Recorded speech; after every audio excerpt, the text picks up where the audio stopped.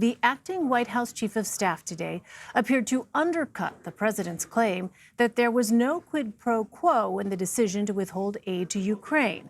That issue was at the heart of the Democrats' impeachment inquiry. Mick Mulvaney was asked directly why the aid was held up. Here's his answer. President Trump is not a big fan of foreign aid. Never has been, still isn't. Doesn't like spending money overseas, especially when it's poorly spent. And that is exactly what drove this decision. Did he also mention to me in the past that the corruption related to the DNC server? Absolutely. No question about that. But that's it. And that's why we held up the money. And I have news for everybody. Get over it. There's going to be political influence in foreign policy. Mulvaney said the president wanted Ukraine to assist in the Justice Department's review of how the Russia probe was started. A senior Justice Department official was blindsided by that remark. The official tells CBS News, quote, if the White House was withholding aid in regards to the cooperation with any investigation at the Department of Justice, that is news to us. And the president's attorney, Jay Sekulow, tells CBS News the president's legal counsel was not involved in Mulvaney's press briefing. For weeks now, the president has said there was no quid pro quo and has defended his call for Joe Biden and his son to be investigated. Today, Mulvaney was asked if withholding the aid had anything to do with Biden. The money held up had absolutely nothing to do with Biden. There's no question. And that was the point I made to you. President Trump said he did not hear Mulvaney's comments, but praised him while touring a Louis Vuitton factory in Texas. Did you watch Mick Mulvaney's press conference? No, I didn't. I wasn't able to see. Are you aware that he suggested that there was some sort of a quid pro quo involved? No, I didn't. I heard somebody said he did a very nice job. Do you know you know what I've been focused on today very much? All of this, and also if you look, Turkey and the great thing that happened in Syria. I don't know, but Mick is a good man. I don't know. I have not heard anything about it. You still have Mr. President. I have a lot of confidence. Jeff Mason and Amber Phillips join me now with more. Jeff covers the White House for Reuters, and Amber covers Congress and state houses for the Washington Post. Welcome to you both. Jeff, let me begin with you. Explain to us why this admission from Mick Mulvaney is so significant. Well, it's significant because it not really underpins it. It goes against everything that the White House has been saying, that Trump has been saying about there not being any quid pro quo. They are essentially admitting here, the chief of staff to President Trump, that there was a political reason for withholding aid to Ukraine. And that goes to the heart of the impeachment inquiry. And that's why Democrats right now are looking into whether or not the president used his political office to achieve political gain. So, Jeff, to be clear, this could perhaps be seen as an admission of quid pro quo, just not quid pro quo related to Joe Biden. Well, it's really, yes, and that's the distinction that Mick Mulvaney was trying to make and that the press corps was trying to clarify with him. But it is nonetheless related to a political reason, and it's related to the Democratic National Committee server, that the controversy about it perhaps being in Ukraine or emails being in Ukraine, which is something that has been debunked. That was something that, according to Mick Mulvaney, the president raised and is related to and connected to his decision to withhold aid. Amber, let me turn to you. There is a clip that I'd like to play from the chair of the House Intelligence Committee, Adam Schiff, in response to Mick Mulvaney. Let's listen to that. Things have just gone from very, very bad to much, much worse. The idea that vital military assistance would be withheld for such a patently political reason, for the reason of serving the president's reelection campaign, is a phenomenal breach of the president's duty to defend our national security. And I hope that every member, Democrat and Republican, will speak out and condemn this illicit action by the president and his chief of staff. So, Amber, how should we understand that? Should we expect some kind of change to the impeachment inquiry? Well, this definitely strengthens and fortifies Democrats' decision to pursue this impeachment inquiry. It could even speed it up because they were bringing in people to ask about quid pro quos, including a top diplomat today, And then you have the acting White House chief of staff out there saying, yeah, we did quid pro quos. Where I'm watching this play out on Capitol Hill is Republicans. They have a decision to make. They have been saying for a while now that this whistleblower complaint and all these allegations were improper and inappropriate, but not illegal. And for many of them, the red line was a quid pro quo. They directly told reporters on Capitol Hill that would be the issue that they find they couldn't support the president anymore for. Mick Mulvaney is trying to hang his hat on this was a quid pro quo, but it was looking back at 2016. We weren't trying to help Trump's reelection. I don't know if that's enough. All right.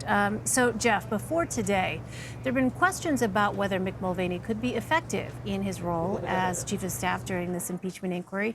Did today's briefing help or hurt? Well, that will be for the president to decide. I'm smiling because... Are you hearing anything yet? No, I'm not so far. But I was going to say that the president is traveling today. It's certainly very unusual for anyone right now to be giving briefings in the White House press room, and the chief of staff came out and held a pretty substantial briefing. I mean, it was useful, obviously, for the press corps to be able to ask the chief of staff the many questions that we did. I do think it's interesting that he did it on a day when the president's not here, and the fact that it is certainly driving the impeachment story today for all of our news organizations, I suspect is not something that will be pleasing to the president. That said, maybe the president will also conclude that Mulvaney was saying exactly what he needed to say, because another message that we've heard both from the president and from his chief of staff is they don't believe they did anything wrong. The chief of staff made a point today of saying, look, there's always some political influence on foreign policy. That's the result of having an election, and that was the point that he tried to underscore with his comments today. Meantime, Amber, the U.S. ambassador to the European Union, Gordon Sondland, was on Capitol Hill today as part of the ongoing impeachment inquiry. What can you tell us about his testimony? Yeah, he went up to Congress and he said, I wasn't comfortable with the many ways I felt the White House was trying to politicize foreign policy toward Ukraine. That included Trump telling him, hey, make my personal lawyer the point person on Ukraine. Don't go to any of these career diplomats you're talking to. And he also said he was uncomfortable telling other diplomats there was no quid pro quo. He indicated he didn't believe that himself, but Trump directly told him to relay it in text messages, ostensibly for the record, should something like this happen. What's interesting to me is Sondland is someone that we've seen in now released text messages as a big defender of the president. He's also a big Trump donor. My colleagues have reported that he hitched his political career and his ambitions to Trump. And so what I see is a guy going before Capitol Hill and not defending the president anymore now that he's under oath. Yeah, it's really fascinating to watch as this dynamic plays out. Also today, Amber, Secretary of Energy Rick Perry announced that he will be resigning. We know House Democrats want to hear from him. Remind us, Amber, how he fits into their inquiry. Sure, yeah. He's the Secretary of Energy. However, he became a point person designated by Mick Mulvaney to do foreign policy in Ukraine. We're not exactly sure why. He was one of a couple of people that included Gordon Sondland. They called themselves the Three Amigos, we've learned through testimony this week. And Rick Perry is very interesting because he actually had said Trump pointed to him, and said, Rick Perry told me to call the Ukrainian president. He set up this call. Perry has tried to distance himself by saying, I thought they were going to talk about energy issues. The House has subpoenaed his department for documents. As recently as yesterday, Perry indicated he might not comply with that subpoena. The deadline is Friday, tomorrow.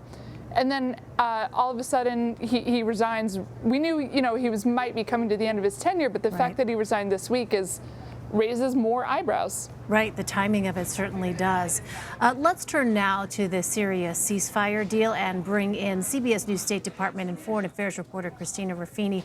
Christina, first of all, what does this ceasefire that was announced by Vice President Pence actually do?